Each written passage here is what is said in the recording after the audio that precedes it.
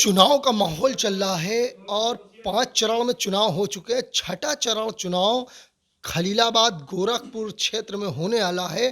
तो आज मैं खलीलाबाद विधानसभा पहुंचा हूं, जहां मेरे साथ संत लोग भी जुड़े हैं और कुछ हमारे कार्यकर्ता भी जुड़े हैं जो नेतागिरी में भी हैं।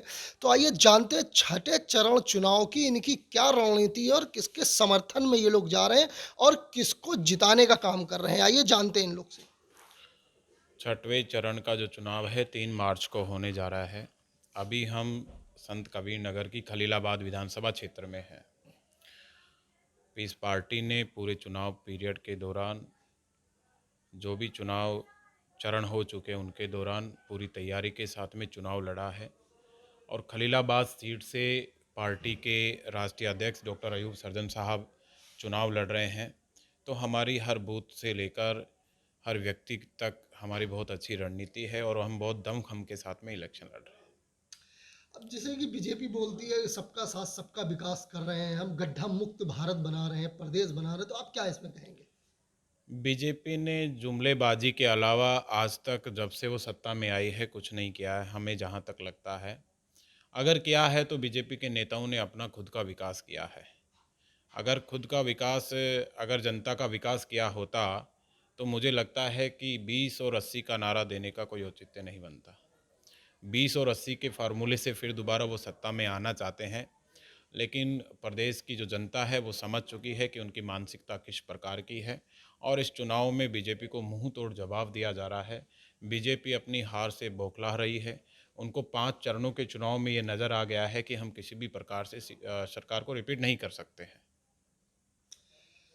आप बता सकते हैं कि आपका क्या है? आप तो पार्टी के कार्यकर्ता भी दिख रहे हैं हमको।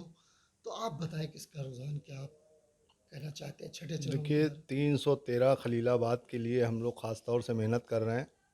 और उत्तर प्रदेश का ये चुनाव है 2022 का, ये एक नई दिशा की तरफ चुनाव हो रहा है, जिसमें भारतीय जनता पार्टी को ज़बरदस्त जो है शिकस्त मिल रही है। ख़ास तौर से खलीलाबाद से डॉक्टर मोहम्मद अयूब सर्जन साहब को चुनाव की जीत पहले से ही निश्चित है और 10 मार्च को इसकी घोषणा होनी बाकी है।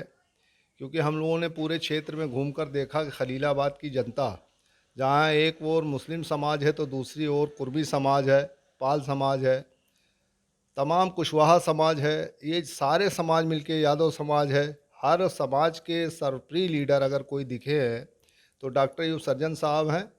और ये प्रेम, ये स्नेह लगातार 5 वर्ष तक, और जब से डॉक्टर साहब ने राजनीति में शुरुआत की है तो खलीलाबाद को बहुत महत्व दिया है। वैसे तो पूरे उत्तर प्रदेश और राष्ट्र की समस्त समस्याओं पे आप बोलने का कार्य करते हैं, संघर्ष करते हैं, धरना प्रदर्शन, कोई ऐसा समय नहीं रहा जब पीस पार्टी ने सर्व समाज के लिए, अति दलित, अति पिछड़ा, गरीब श्रवण, जो भी समाज रहा है उपेक्षित, वंचित, उसकी लड़ाई लड़ती रही है।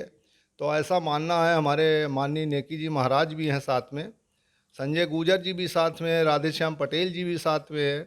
तो ऐसा बाग जिसमें हर समाज का फूल खिला हुआ है, ये पीस पार्टी की ही एक उपलब्धि है, जो बग़ैर ताकत होते हुए भी हम सब समाज की सेवा और खिदमत करने का काम कर रहे हैं। 10 मार्च के बाद ये बागीचा और बड़ा होगा।